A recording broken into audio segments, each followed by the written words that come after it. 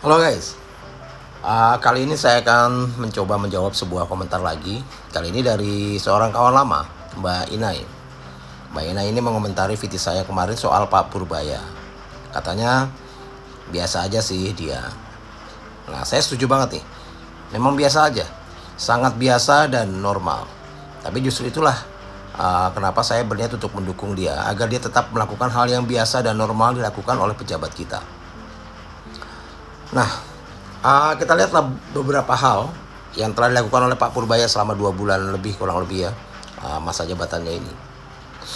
Ketika Pak Purbaya menolak untuk mendukung mengucurkan dana bagi usulan Opung Luhut soal family office. Nah, saya rasa ini adalah hal yang biasa dan normal dilakukan oleh pejabat yang berpikir soal rakyatnya. Family office ini kan kebijakan program di mana pemerintah atau negara memberikan insentif pajak 0% bagi orang-orang super kaya yang mau menginvestasikan dananya di Indonesia. Kata Pak Purbaya, buat apa membantu memberikan insentif bagi orang yang sudah sangat kaya, sementara rakyat kita masih sangat membutuhkan subsidinya. Lalu ketika Pak Purbaya menolak menggelontorkan dana 50 triliun seperti permintaan Opung Luhut lagi kepada INA, Indonesia Investment Authority. Katanya buat apa menggelontorkan dana sebanyak itu dengan resiko gambling dan akan menjadi beban negara lagi nantinya. Ini kan hal-hal yang biasa, normal dilakukan oleh pejabat-pejabat kita yang memang berpikir untuk rakyatnya, bekerja sesuai dengan kapasitasnya. Lalu ketika yang kemarin lah WUS, ya terang-terangan dia bilang bahwa nggak mau membayar hutang WUS karena sudah ada Danantara. Danantara dapat 100 triliun per tahun dari dividen BUMN. Dan ini juga wajar, normal dan biasa sebenarnya. Bukan hal yang luar biasa dia dilakukan. Lalu ketika dia membuka soal kasus dana-dana pemerintah daerah yang mengendap, ini kan wajar dan normal dilakukan karena dia nggak mau dana daerah mengendap jadi memperlambat perekonomian daerah. Jadi ini hal-hal yang sangat biasa dan normal dilakukan. Di tengah kondisi sekarang ini di mana pejabat-pejabat kita hampir semuanya melakukan hal-hal yang luar biasa. Ketika MBG banyak kasus keracunan, yang dilakukan bukannya mengevaluasi soal pengadaan bahan, distribusi dan sebagainya, tapi justru malah memberikan pengadaan sendok lagi, cuci tangan gitu ya. Dibilang nggak biasalah perutnya, dan banyak lagi lah. Ketika ditemukan ada ulat, dibilang oh itu masih aman, berprotein tinggi, aman dikonsumsi.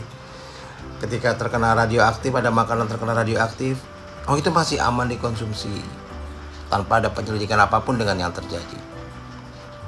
Bahkan misalnya seperti sekarang ini hujan nih, ketika kemarin heboh di Jakarta hujan mengandung mikroplastik pun dibilang jalan keluarnya adalah jangan keluar ketika hujan, bukan menyelidiki polusi yang terjadi. Ketika beras mahal di Indonesia Timur, bukannya memperbaiki distribusi, tapi meminta jangan makan beras dulu, beralih ke pangan lokal. Ini kan luar biasa statement-statement mereka ini.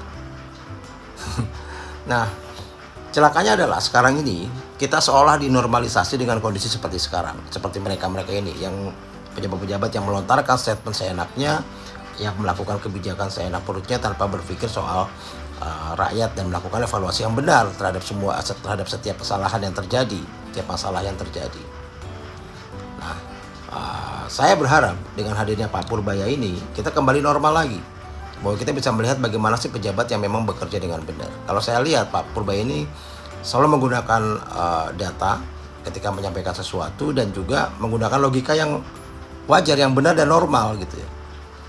Jadi sementara orang-orang yang dalam tanda kutip kesenggol sama dia membalasnya dengan narasi dan pencitraan-pencitraan saja.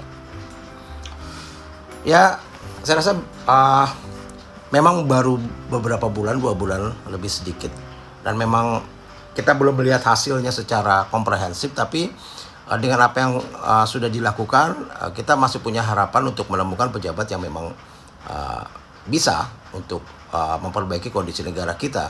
Dan semoga saja ini akan menular nantinya, akan hadir pejabat-pejabat lain yang terinspirasi dan mau menjadi pejabat yang biasa, pejabat yang normal, yang berpikir untuk rakyatnya. Dan satu hal lagi, dengan kondisi seperti sekarang ini dan begitu banyaknya orang yang seperti gelisah dan kebakaran jenggot dengan apa yang dilakukan oleh Pak Purbaya ini, ya semoga saja dia bisa bertahan lama dan tidak segera diganti. Salam.